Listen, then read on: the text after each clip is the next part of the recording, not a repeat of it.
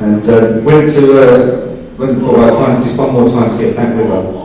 And we went to this park in Sevenoaks where they had all the reindeer, and I wrote to her letter and said, this is how I feel, I know I do wrong things, and let's try and sort things out.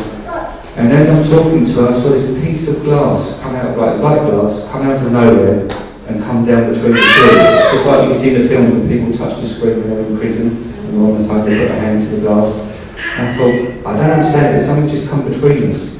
And I said to her, look into my eyes and tell me that you don't love me. And she said, I can't. But she said, I know, I do love you, but I can't get back with you. And I didn't realise that was the Lord taking control of my life to get me on the right path. Anyway, I carried on doing the drugs, and another time was in a boat party by London Bridge Squash Club called the Regalia. And that particular night, everyone was a dealer, everyone was selling drugs. It was, I couldn't sell any drugs to anyone because everyone had it and they were there to sell as well.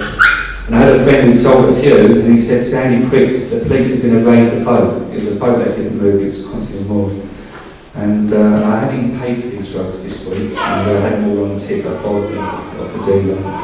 And so I thought I'd better go and check how many I'm going to have to throw away before the police raid the boat. So I went into the toilet, and I saw two guys snorting cocaine on the shelf, and they looked at me and my cheek, because when you're on ecstasy, your face is shaking, you make funny faces. And they looked at me and I looked at them, and this guy came out of the cubicle, and I went into the cubicle, pulled out the tablets, and I was unwrapping the tissue and counting how many I'd left. And then all of a sudden I got one down the toilet. I thought, counting got about so many left, that's going to cost me so much if I have to pay up. And I put them all the rest in my pocket, and I pulled my sleeve up, and I put my hand into the toilet, pulled the tablet out, the ecstasy tablet, blew it dry, and then swallowed it. And I thought, I can't waste that. I mean, I was already out of my head. And I didn't realise I had the toilet door open. And as I walked out, the two men that were snorting cocaine took one look at me, and they just backed up against the wall. And I just said to them, it's all right, I haven't lost it. I said, the toilet is flushed. And they just backed up against the wall as if to say, get away from us. And then I staggered out through to the corridor. And I used to get in such a state in the lab clubs that my friends, I'd have to hang on to their shirts and let them pull me down to a different part of the club. And I got to where we were originally standing, and I thought, where are they gone?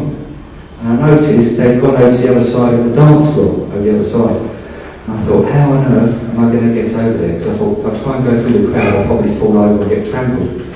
And as I'm standing there, this little girl got up and she started dancing in her hot pants and the pigtails, and she's dancing all over the place. I'm standing there, and also it felt like as if someone had thrown something and hit me on the head. I don't know if it was like a bottle or something. And also I left my body. It was like it was like hitting your head on a windscreen without a seatbelt. And all of a sudden the whole boat party disappeared, and I found myself standing in this black lake. And I started walking around a little bit, trying to see where's the shore. As I'm standing there, this mist, it was pitch black, but you could still see. And this mist started wafting across the lake. And I felt this sense of evil presence. And you know when you get two magnets, North Pole, and you try and push them together, it repels. You can't see it, but that magnetic force repels. Well, I could feel this pressure of evil coming towards me out of this mist. And this mist started getting thicker and thicker, and I could see it was just like a white-grey colour. The lake was black, everything else around was black. And this evil presence was getting stronger. And out of the mist, I started hearing these noises. And there was like a rasping noise, and I heard these voices calling my name. And as I saw this little black gondola, funeral gondola, come out through the mist, and I could hear these voices going, Andy, come to us, join us. And on the front of this little black gondola was these little black hooded cloaked figures, and they had billowing gowns on this like monks, the old monks you see in the film. And I saw rotting flesh come with their skeleton type fingers, and they're just calling, beckoning. They're all out of unison, but they're all calling. And I'm standing there thinking, how do you know my name? I thought, I don't know you. And I saw the glass bits, like a hearse, the gondola, so I could see the marble slab, the glass sides and the black roof. And there's a space for one person. And as it came out of the mist further, I saw death punting on the back of the gondola. he had a hoodie, he was a tall person, and he was like punting with his sign. And I'm standing there thinking, like, how do I get away? And I turned around, because they were coming closer, and I started screaming, take me home, I don't belong here. Because I knew as soon as that boat comes up alongside me, that's it, it's all over for me. They're going to take me somewhere I know I'm not going to come back from. And in that split second of screaming, take me home, I don't belong here, Jesus put me back in my body. And as I came flying back into my body, it's like a microseconds, because I know when you're in the spiritual realm, there's no measure of time. You don't know how long you're there for. It could be a minute, half an hour, you just don't know. There's no quantity of time. And in that split second of flying back into my body, I thought, this time I'm going to wake up in an ambulance with tubes and signs going, or in a hospital with all the machines on them. And I thought, what am I going to say to my mum? I thought, I'll tell her someone spiked my drink, that will get me out of trouble. She'll fall for that one. And as I came back into my body, this young girl, when I got like hit on the head, her arms were there. And when I come back into my body, her arms were still there, and I was still standing up. And it's like everyone had stopped moving, the music stopped. So someone had pressed pause on a DVD, and I could look down like this, everyone frozen. I looked left, looked right, looked back again, no noise, everything was. And then all of a sudden, when I looked back again, it was like someone pressed the pause button, and they all started moving and dancing again. Well, that was the two near-death experiences I had before I came to know the Lord. As I said briefly earlier, I'd like to split up with my girlfriend. And then when we split up finally, I thought, I can't handle this. And it's coming up towards Christmas, I thought, I need her back. And I tried to commit suicide a few times, because when I had the broken heart and the pain, I had two psychiatrists, and even the psychiatrists couldn't help me. And I said to them, I paid one for it, it was a private one, and we had one in the NHS. And I said to the doctors, look, just take this pain away from my heart. And the psychiatrist said, all I can say is it takes time. I said, you can't give me a tablet for that? And he said, no. And I said, well, I'm not going to make it past Christmas. And during this time, I used to see like dead people, and which I now know are demons. They're not your Uncle Bobby or people that have passed on. It's just demons impersonating. And I was thinking about, well, I'm going to kill myself. And I went to my brother's grave, and I went over and looked, saw his grave. And I'm walking around thinking, if I commit suicide now, at the age of 21, I won't know what it's like to be a father, I won't know what it's like to be married, I won't know what it's like to have children, I won't know what it's like to have a row with the wife, come home late and she's got the dinner on the table, I won't know what it's like to just be dragged down the shops, just pushing the trolley in there and following her. And I thought, I'm going to give all this up if I take my life. And I went looking around at all the old gravestones, and I saw all the old names, because I liked all the old-fashioned names. And also I heard this running noise. And I thought, no one runs in a cemetery. You could hear all this rustling and the leaves would come off. And I turned around and I saw a pair of brown cords and boots run past me, but no top off. And I thought, I know I haven't taken any drugs for a few weeks. And I said, so I know it's not the drugs. And I watched it, and it just disappeared into a tomb. And I thought, well, I know there's something on the other side. I thought, I just had to take the chances. I had a friend there who's a bit of a gangster, and he bought this shotgun, and he made it into a sawed-off shotgun.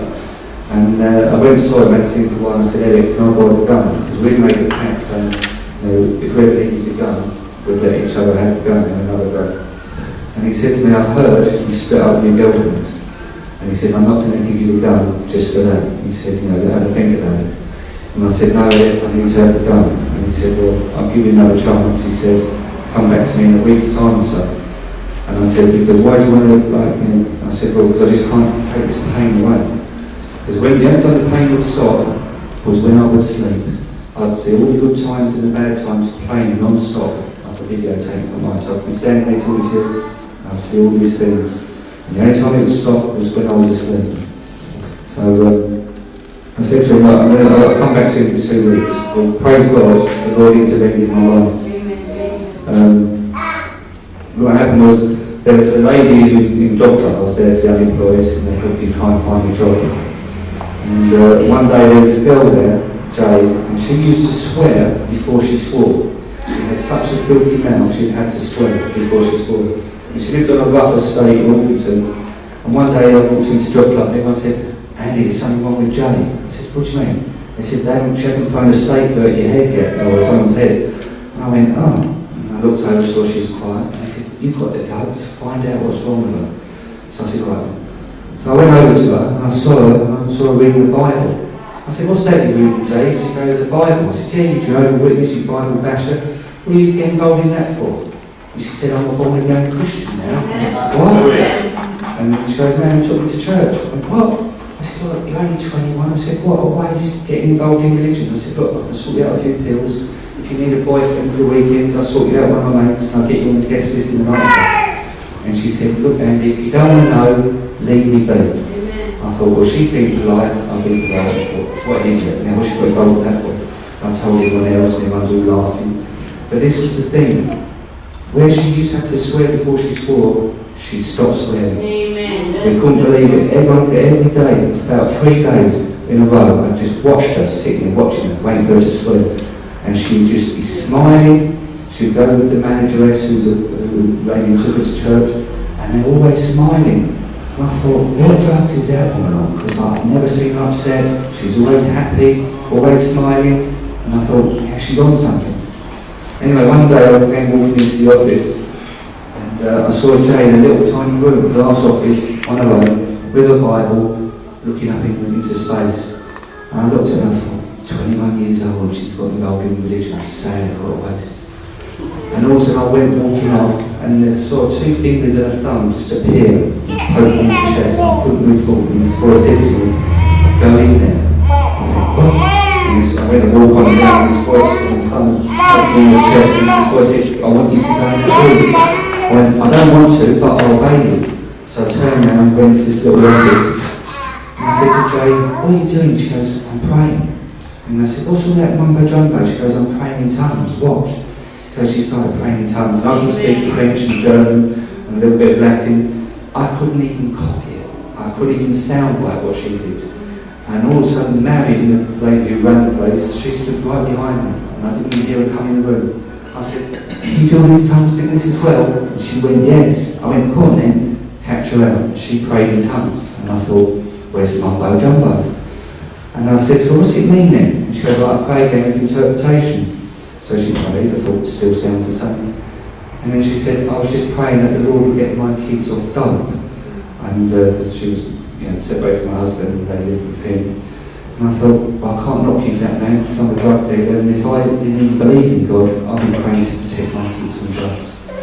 And she said to me, when you come to church? I said, no, it's not for me, not for me. Anyway, the final time, just before the Lord stepped right into my life, I started seeing all these shadows coming to me one night through the wall. And I said, I know I'm going to die. I said, but not tonight, I'll die tonight. So I went to Job Club the next day, and I was so on edge, I had no peace. And even thought I just got to run out and do something. And I ran out of the office, ran up the high street, and I stood there, all the shops were boarded up. And as I went to, as I just stood there, I thought, first car that comes along, I'll stand in front of that car or jump in front of it. And if any guy causes any damage to the driver's car, I'll just come back as it goes and say, sorry, my parents will sort it out. Anyway, and I'm waiting, and I was thinking, all these old age pensioners, they're going to be chatting about this for weeks. And I was saying before, how long does it take a car to come down the high street? There's no car. Cars were on the other side, and all of a sudden I saw this white micro, and I could hear these voices in my head saying, jump now, jump now, jump. And I grabbed my little rucksack, and as I went to jump head first in front of this car, someone tapped me on the shoulder. And I turned around, I can't swear, and I said, what the? And there was no one there. All the shops were boarded up, no one running up the high street, no one hiding. And I heard these voices screaming, jump now, jump now. And as I went to turn and jump in front of this car, the back bumper went past my face. And I went, I can't even do that now. Anyway, so I went home that night and got down on my knees in my bedroom and I said, I don't know what God to pray to. People say there's so many different gods. And I said, I've mucked up my life, I'm ready to go. And I said, God, if you don't help me find you, I said, if I find out little Bill on the other side, we're having words. And I said like a little prayer to him, nothing happened. Got up off my knees, got into bed, felt a bit smug. And then next morning I had a phone call and the secretary said, can you come into office as soon as possible.